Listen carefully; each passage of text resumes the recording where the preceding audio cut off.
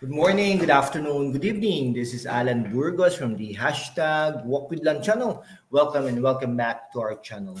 Guys, if you are not yet subscribed to our channel, please do it so now so that you can be a part of this growing family. We are now 8,959 subscribers. Konti na lang po guys, ay talagang ano na po tayo, no? Magna 9,000 subscribers na po tayo. Maraming salamat po sa inyong lahat.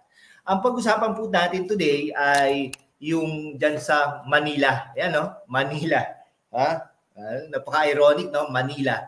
Okay? Manila pag-uusapan natin today dahil dyan sa Distrito 3, no? Dyan sa Distrito 3, sa distrito ni Joel Chua, no? Matatandaan natin to po si Joel Chua ay parang walang utang na loob kay Yorme Isko Moreno, no? Naging ano po to, naging congressman dahil kay Yorme Isko Moreno. Matatanda po natin noong 2019, ito po ay naging konsehal, no? Ito 2019 po konsehal po to. Hindi ko po alam kung matagal na konsehal to or something eh. Basta naging konsehal po to 2019 sa panahon po ni Yorme Isko Moreno. At ito po ay naging majority floor leader. Yung range na yan, 2019 to 2022. Naging ano po yan, majority floor leader.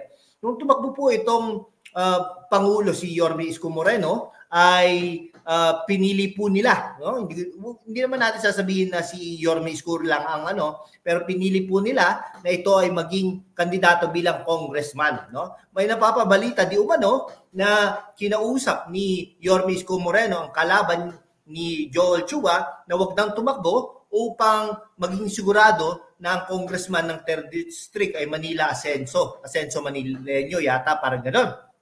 Okay? Kaya nga po si Joel Chua ay naging congressman, no? Parang easy winning siya diyan sa Distrito 3, no? O yan.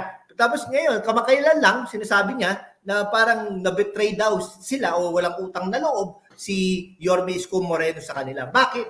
No? Bakit? At ito, isa rin po ito si Joel Chua na bumabatikos sa national leaders natin, no? Such as Vice President Sara Duterte. Pero nung hinarap naman ni Sara Duterte, no, Vice President Sara Duterte si Joel Chua, no? Bakit kailangan manumpa bilang resource persons? Wala sa rules nyo, no?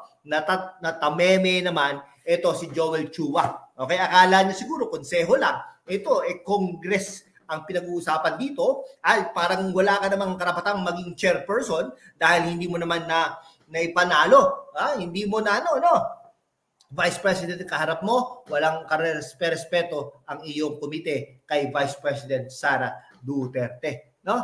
Ngayon po, no, meron na tayong diyan sa Distrito 3, ang akala nga po natin ay si Mocha Uson ang magiging kalaban niya, ngunit hindi po pala, no? Ang mga kalaban niya pala ay ang kapatid ng Vice Mayor Yul Servo, no? Nieto. Okay?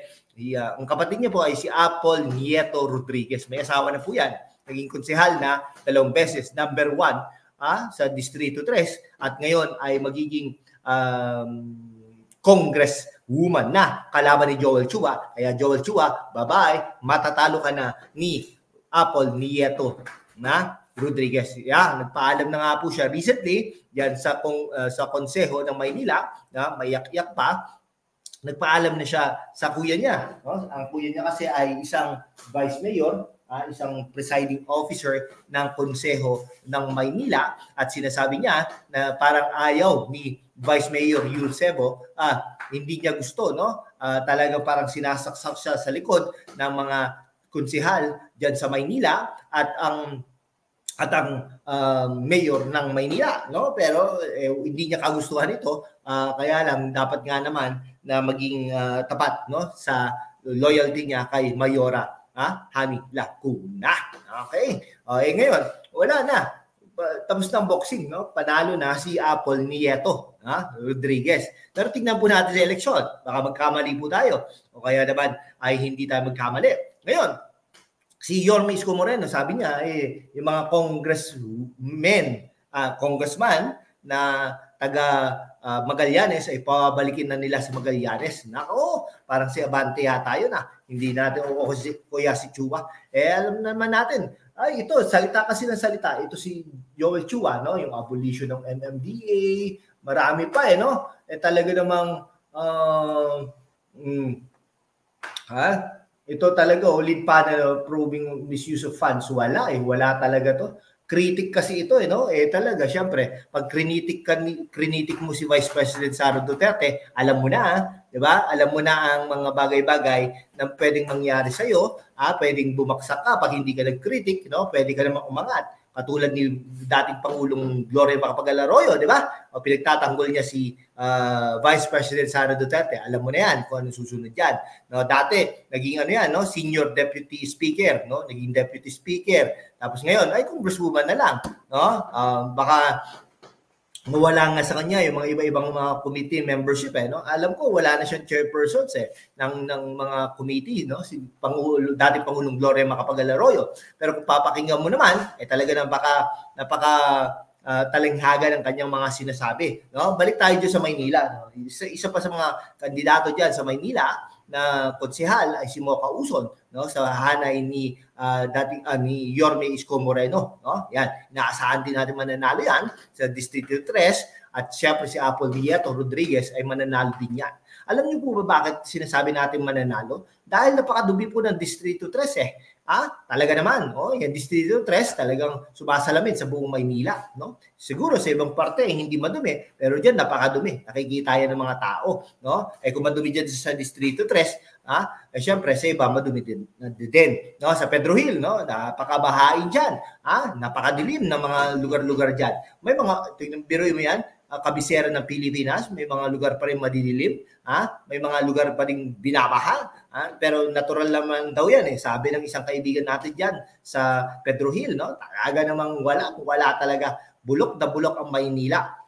Kayo, nasa sa inyo yan. Gusto niyo ba i-electo si Joel Chua na talagang ang alam lang ay i-critic, no? I-critic ang mga buti pa diyan sa Pampanga no? Yung deputy speaker diyan, no? Kahit na medyo tahimik minsan critic, no? Pero talagang nakikita mo may nagagawa, may napapagawa. Ito si Joel Chua, wala.